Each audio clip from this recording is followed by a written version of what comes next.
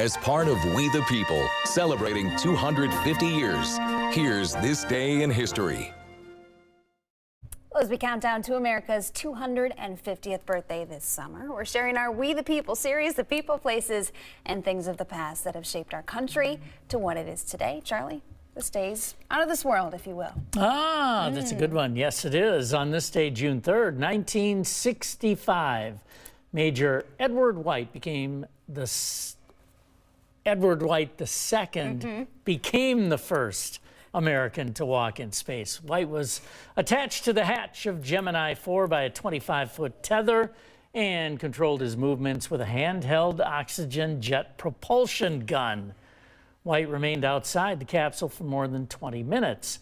As a spacewalker, White had been preceded by a Soviet cosmonaut who was the first man to ever walk in space a few months earlier. The Gemini space flights were the first to involve multiple crews and extend the duration of the missions, providing valuable information about biological effects of longer-term space travel.